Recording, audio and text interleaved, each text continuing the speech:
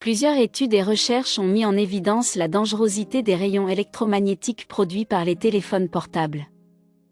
Les dangers du téléphone portable. En effet, d'après le docteur Devra Davis, le téléphone portable émet des radiations qui peuvent perturber la résonance et modifier l'ADN de l'organisme. Elle confirme ces dires par le cas d'une jeune femme ayant développé un cancer du sein alors qu'aucun facteur héréditaire ne rentrait en compte. En fait, cette jeune femme avait l'habitude de mettre son portable dans son soutien-gorge. Aucune autre cause de cette maladie ne peut être incriminée à part cette habitude concernant le développement du cancer du sein chez cette jeune femme qui était en parfaite santé. Les cancérologues sur ce cas ont d'ailleurs dessiné des points au niveau de la tumeur du sein et après les avoir reliés, ils prenaient la forme du téléphone et de son emplacement dans le soutien-gorge. Cela met en évidence le fait que garder son téléphone portable à proximité du corps, c'est-à-dire dans les poches du pantalon ou de chemise par exemple, entraîne des risques potentiellement mortels. Une étude datant de 2009 a également mis en avant le fait que le port du téléphone portable au niveau des hanches et du bassin peut affaiblir la région pelvienne.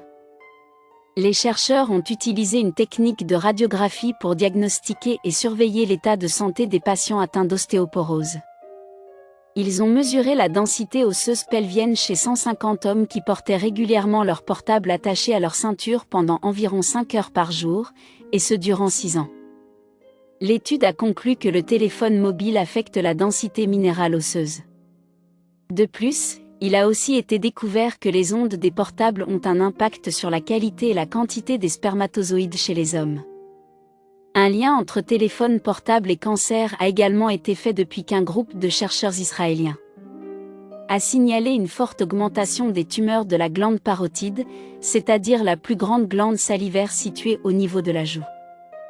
Ils ont découvert qu'entre 1970 et 2006, le nombre de cas de cancer de la glande parotide a quadruplé. En outre, le Dr Siegal Sadetsky a publié une étude en 2008 sur les risques d'apparition d'un cancer selon l'utilisation que nous faisons du téléphone portable. Les résultats montrent que si vous avez reçu plus 5500 appels depuis l'achat de votre portable, vous avez 58% de risque d'être atteint d'un cancer.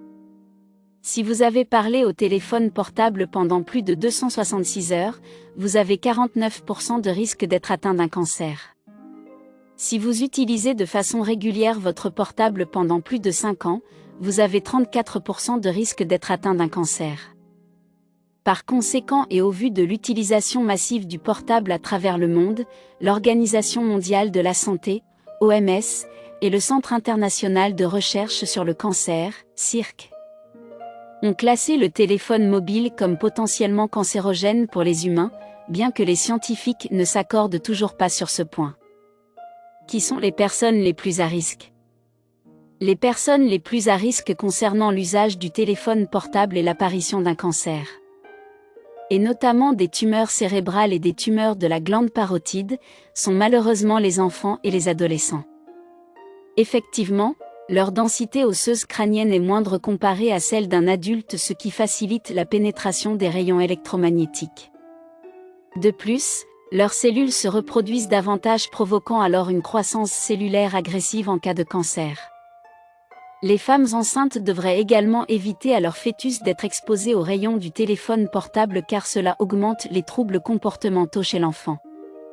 Les scientifiques ont découvert que les risques chez l'enfant d'une exposition au téléphone portable sont de 80% de risque de souffrir de troubles du comportement, 25% de risque de souffrir de troubles émotionnels, 35% de risque de souffrir d'hyperactivité. Par ailleurs, les personnes commençant à utiliser un téléphone portable à un âge précoce, c'est-à-dire au début de l'adolescence, ont 4 à 5 fois plus de risque de développer des cellules cancéreuses à l'âge adulte. Conseil d'utilisation du téléphone portable. Ainsi, pour limiter votre exposition aux rayons électromagnétiques, vous devez réduire le temps que vous passez sur votre portable. L'utiliser principalement pour les appels importants. Laissez votre portable dans une autre pièce quand vous dormez. Évitez que vos enfants utilisent divers appareils électroniques. Éteindre vos appareils électroniques si vous ne les utilisez pas, en particulier durant la nuit.